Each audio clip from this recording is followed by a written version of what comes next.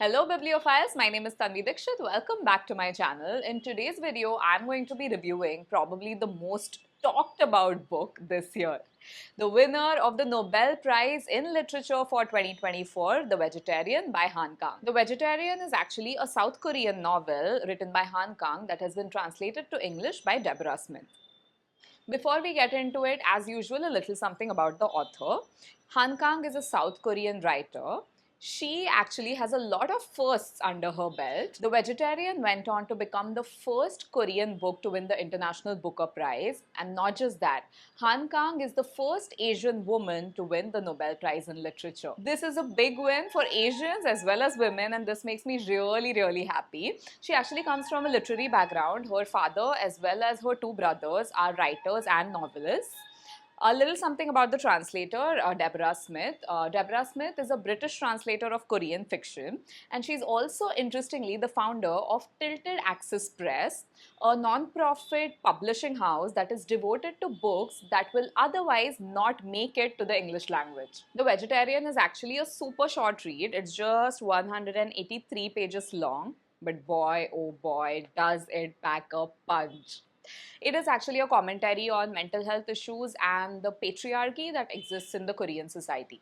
But before we get into the plot line, let me tell you what inspired Han Kang to actually write this novel. Korean modernist poet Yi Sang wrote a line in one of his poems. The line goes, "I believe that humans should be plants." This line was sort of the inspiration for this novel, and you will see our central character, Yong Hai, actually kind of becomes obsessed with this idea through the course of the novel. Coming to the plot of the book, The Vegetarian narrates the story of our protagonist, our central character called Yong Hai.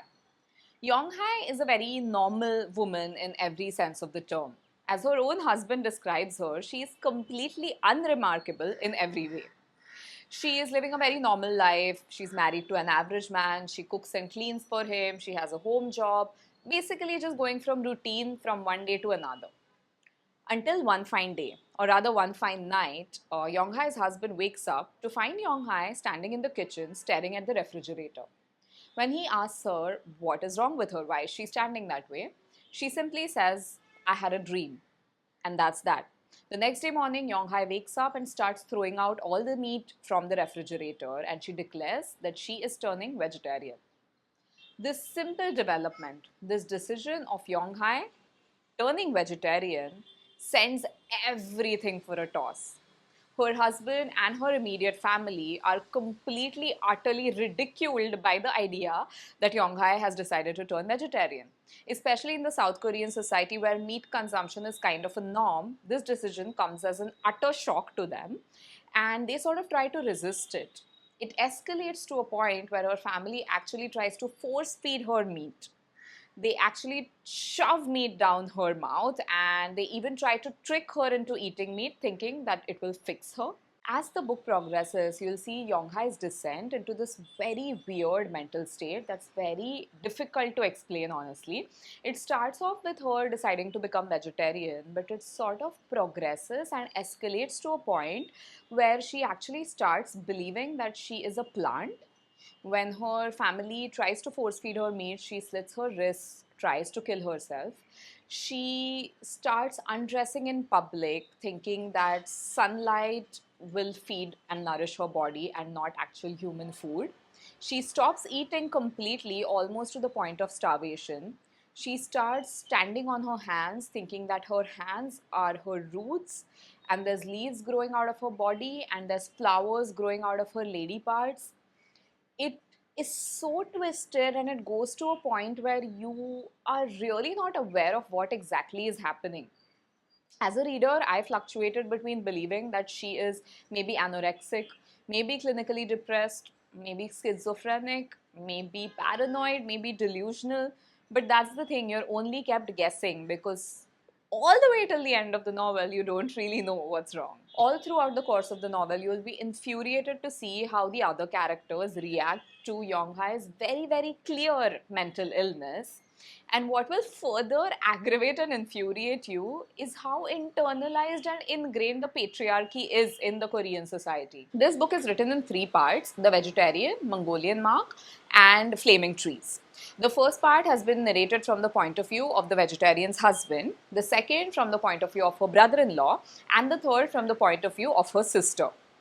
But all the way till the end of the novel, you don't get to read Yong Hai's point of view. And this is weirdly frustrating and exhilarating at the same time, because this is the first time ever I've read a novel where the central characters, the protagonist's point of view, has actually never been shared. You are only kept guessing. You actually look at Yong Hai's life and what's happening to her from the points of views of other characters surrounding her, but you never really get to know what she's actually feeling or what she's actually going through. You're given these like blurry sort of visions, which are her dreams, but that's pretty much all you know about what she's feeling. You know, I was discussing this book with a friend and she kind of asked me how I would describe this book. You know how I would describe this book? Is this feeling when you're in a gallery of modern art and you're standing in front of an abstract piece of art. That art is so abstract that there's no one true interpretation to it. Uh, Everyone can have their own interpretations and everyone can make it their own. This book is sort of like that. What hit me the hardest about this book is the systemic patriarchy. Every page, literally every page, screams patriarchy.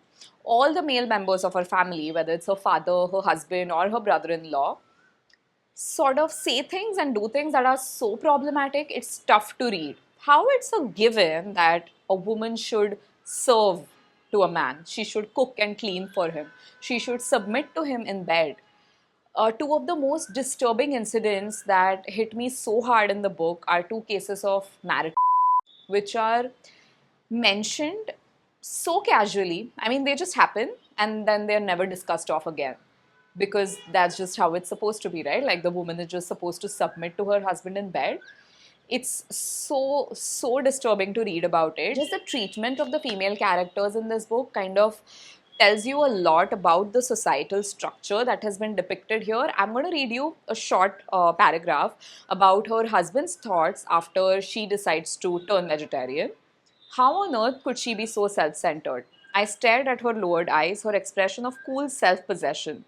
The very idea that there should be this other side to her, one where she selfishly did as she pleased, was astonishing. Who would have thought she could be so unreasonable? Yeah, that's literally how it is. The idea that a woman could actually choose to make a decision for her own self is considered to be so ridiculous by the male members of the society. It's a tough pill to swallow. Okay, before I come to my verdict on the book, let me tell you that this book is not for everyone.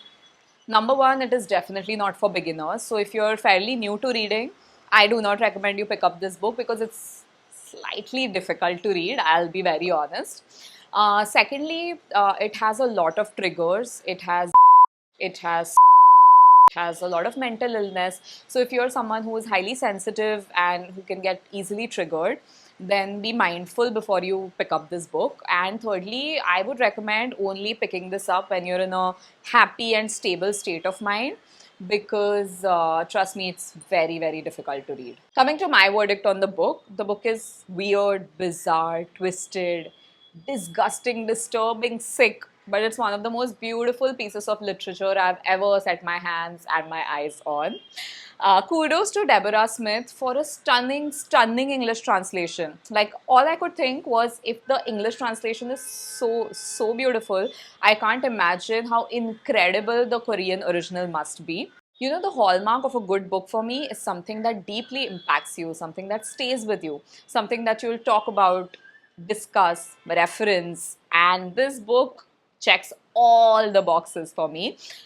And I'm not lying when I say that I will never be able to forget this book my whole life, even if I try to. So if you're looking for a slightly twisted read that kind of feels like it's a piece of art, definitely give a read to The Vegetarian by Han Kang. I really hope you enjoyed this book review. This is me, Tanvi Rakshit, signing off for now. But please come back to watch the next book review. And until then, hit the subscribe button so that you remain updated whenever my next video releases. Happy reading!